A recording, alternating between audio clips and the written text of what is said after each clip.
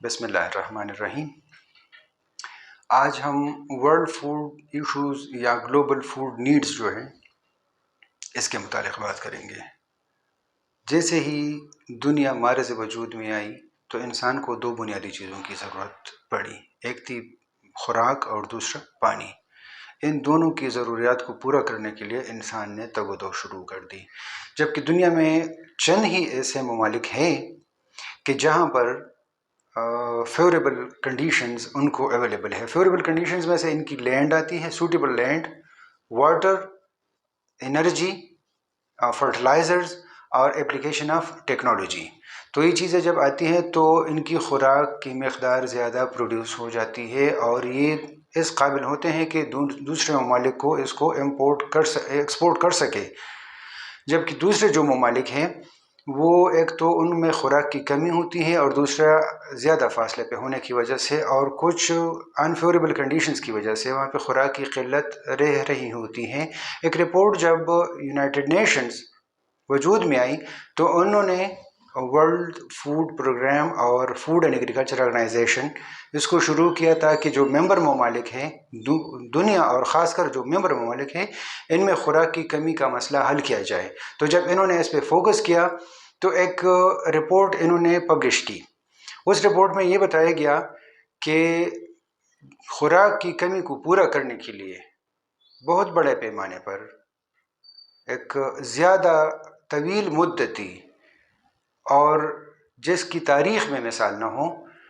ایسی تحریک اور ایسی موومنٹ چلانی پڑے گی تاکہ خوراک کی کمی کو پورا کیا جا سکے۔ اس سے ایک بات اور بھی واضح ہو جاتی ہے کہ دنیا میں خوراک کی کمی مستقبل میں آنے والی ہے اور یہ کمی بہت زیادہ ہوگی، جس کے لیے ممبر ممالک کو یا جو ممالک نئی ٹیکنالوجی کو اڈاپٹ کر سکتے ہیں وہ اس کو اڈاپٹ کریں گے تاکہ کمی کو پورا کیا جائے۔ اور اسی سلسلے میں پھر رائس اور جو ویٹ ہے اس کے نئے ویرائٹیز کو انٹروڈیوس کیا گیا تاکہ پیداوار بڑھائی جائے ممبر ممالک میں، خاص کر جہاں پہ اس پہ تجرباتی بنیادوں پر کام چلا لیا گیا۔ وہاں پر ایک اور ایشو آ گیا۔ ایک ایشو یہ تھا کہ جب خوراک آپ نے بڑھانی ہے تو اس کے لیے ان کو اکنامک اور سوشل چینجز کی ضرورت پڑتی ہے، اور وہ اکنامک اور سوشل چینجز تو ڈیولپنگ ورلڈ میں لانا کافی مشکل سارا ہوتا ہے۔ مشکل اس لیے ہوتا ہے کہ ایک تو ان کے پاس پیسے نہیں ہوتے اور دوسرا وہ کلچر کے اگینسٹ آسانی سے نہیں جا سکتے۔ ان میں سے یہ ہوتے ہیں کہ جو اسمال فارمرز ہے یا جو پیزنٹس ہے ان کو ڈسپلیس کرنا پڑے گا بڑے لینڈ اونرز سے، تاکہ بڑے لینڈ اونرز جو اس ٹیکنالوجی کو اڈاپٹ کرے اور اس کو اڈاپٹ کرنے کے بعد اس پہ عمل کرے تاکہ پھر،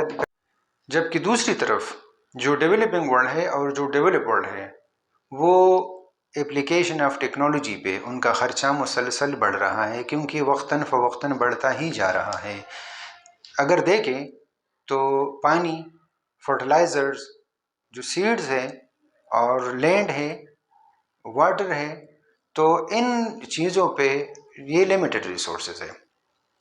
جو ٹیکنالوجی ہے اس کو اڈاپٹ کرنے کا خرچہ بھی مسلسل بڑھ رہا ہے، پروڈکشن تو ٹھیک ہے اس کے ساتھ بڑھتی جا رہی ہے، لیکن جو ممبر ممالک ہے ان میں سے ایک مسئلہ اپلیکیشن آف ٹیکنالوجی سے یہ آ رہا ہے کہ اس میں پولوشن بڑھ رہی ہے۔ پولوشن کے بڑھنے کی وجہ سے قدرتی آفات کا بھی سامنا رہ رہا ہوتا ہے، اور کچھ ایسے گورنمنٹس ہیں،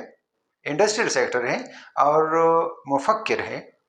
جو دانشور لوگ ہیں، ان کو پتہ ہے کہ خوراک کی کمی آ رہی ہے، تو سب نے مل کر اصل میں اس رستے پہ چلنا ہے تاکہ خوراک کی کمی کو پورا کیا جائے۔ لیکن صرف چند ممالک ہیں کہ جو انیشل سٹیج پہ اس کو ابھی چلا رہے ہیں، خوراک کی کمی کو مد نظر رکھتے ہوئے اپنی پالیسیاں مرتب کر رہے ہیں اور خاص کر اپنی آبادی کو کنٹرول کرنا چاہتے ہیں تاکہ ان کی آبادی کنٹرول میں رہے۔ جہاں پہ ان کی آبادی کی جو ریشو ہے وہ اگر تیزی سے بڑھتی جا رہی ہو اور پیداوار کم بڑھے تو وہاں پر خوراک کی کمی کا مسئلہ زیادہ درپیش ہوتا ہے۔ جو ممالک جہاں پہ آبادی زیادہ بڑھ رہی ہے اور ان کی پیداوار کم بڑھ رہی ہے، یا اسی طرح اگر دیکھیں تو تمام دنیا میں یہاں پر ہم نے کہیں بھی جو سٹڈیز میں آ رہی ہے بیلنس پیداوار میں اور آبادی کے اضافے میں نظر نہیں آ رہا ہے۔ اسی سلسلے میں فوڈ اینڈ ایگریکلچر آرگنائزیشن نے ایک سروے کیا کہ ان کو جو زیادہ ریکویسٹ آ رہی تھیں، ان کی جو سروے رپورٹ تھی وہ کچھ اس طرح تھی کہ جو ان کو سب سے زیادہ ریکویسٹ آ رہی تھی خوراک کی کمی اور خوراک کی سپلائی کے متعلق، تو وہ افریقن کنٹریز سے آ رہی تھی تاکہ ان کو خوراک کی زیادہ مقدار سپلائی کی جا سکے اور خوراک کی ایمرجنسی بنیاد پہ سپلائی ہو۔ تو ایمرجنسی کے لیے چند چیزیں ہوتی ہیں، جیسے خدا نخواستہ زلزلہ ہوتا ہے، سیلاب ہوتا ہے، جنگ اور یا کوئی دوسرے قدرتی آفات ہوتے ہیں۔ تو یہاں پر قدرتی آفات وغیرہ کچھ وہ نہیں ہوتے، لیکن بجائے اس کے کہ یہ لوگ خود اپنے آپ کو اس قابل بنائیں کہ اپنی ضرورت کے مطابق پیداوار کو بڑھائیں، بجائے اس کے یہ لوگ مسلسل فوڈ اینڈ ایگریکلچر آرگنائزیشن سے، یونائٹڈ نیشن سے یہی ریکویسٹ کرتے آ رہے ہیں کہ ان کو سالانہ بنیاد پہ ہر بار خوراک کی وسیع مقدار مہیا کی جائے تاکہ ان کی کمی کو پورا کیا جائے۔ تو دوسری طرف اگر دیکھیں تو مسئلہ اس حساب سے آ رہا ہے کہ ممبر ممالک یا جو دوسرے ممالک ہیں جہاں پر یہ مسئلہ پریویل کر رہے ہیں، تو وہ اس میں انٹرسٹڈ نہیں ہیں کہ اس مسئلے کو اس طریقے سے حل کرے جس طرح اس کی ضرورت پیش آ رہی ہے۔ یہ تھی ہماری بنیادی بات۔ اب ہم اس کے بعد جو بات کریں گے وہ ہے جو اس مسئلے کے پیرامیٹرز ہیں، parameters of the problem of the world food issue یا گلوبل فوڈ ایشوز، کہ اس کے کون کون سے پیرامیٹرز ہیں اور اس کے متعلق جو data food and agriculture organisation نے جمع کیا تھا اس پہ آگے والی لیکچر میں بات کریں گے۔ Thank you.